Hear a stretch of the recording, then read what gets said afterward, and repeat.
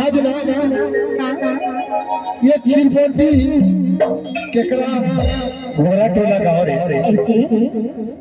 जहाँ सब देवी देवता बनाए हैं और हमारे काली माता घर आए हैं तो हम बार बार कह दे हे मैया काली है शेरा वाली कर दे हो नेत्र वाली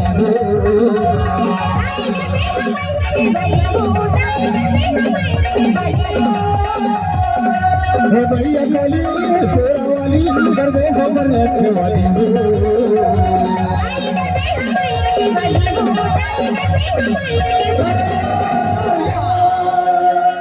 आज की रात रखवाली हो जाएगी अभी हमारे महोदय के बहुत देरी है कौन महोदय जाना था ओम प्रकाश धुर्वे हमारे विधायक थे तो हमारे यहाँ के देवी देवता लोग सुमरनी करा था अरे पहली सुमरनी वो तो क्या गाया पहली सुमरनी तो ना गाया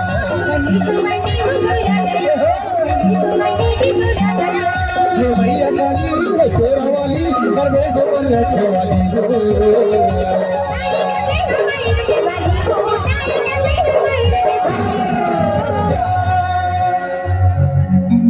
हमार समिति घल आज घोड़ा टोला तो समिति लगे देखो जी अरे पहली सुमरनी वो तो पहली सुमरनी तो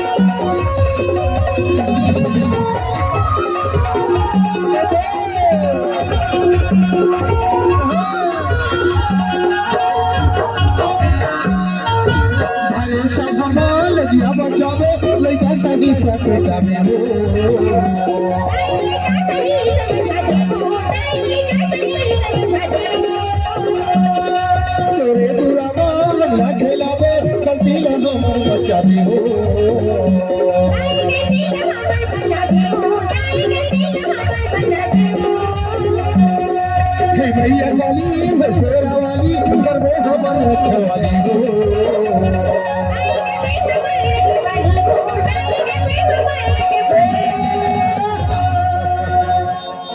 हमारे महोदय घला आगे है तो आते फिर सुमरनी कर देता अरे पहली सुमरनी भी तो ना गया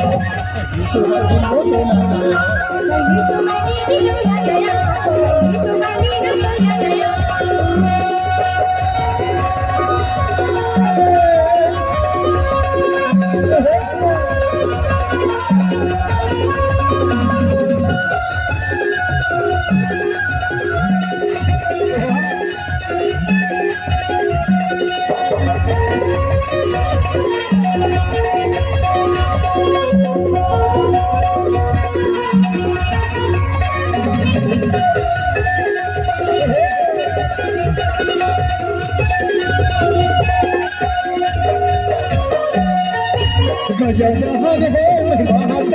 चंदा गुरु सही कर दे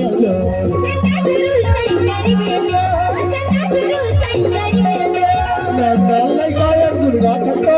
आके लगी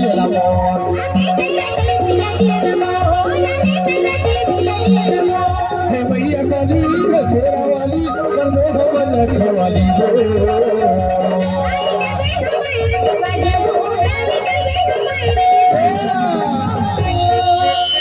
आज के रात रखवाली का अनेक घोड़ा टोला के विकास के लाने महोदय जी ऐसे जी अभी सब जनता ला संबोधित करेगी और विकास के बारे में बताही तो महोदय कह दे था अरे पहली सुमरनी जी तो लगाया पहली सुमरनी वो तो लगाया ये भैया वाली सोटा वाली और वे हो वाली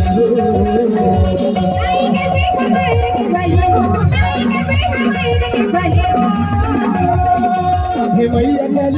सोटा वाली और वे हो वाली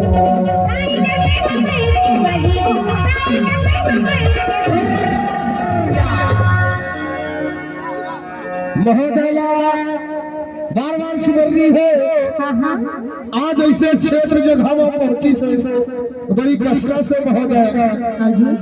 तो ऐसे बार बार सुमरनी है जाना था अरे पहली सुमरनी जी तो पहली सुमरनी हो तो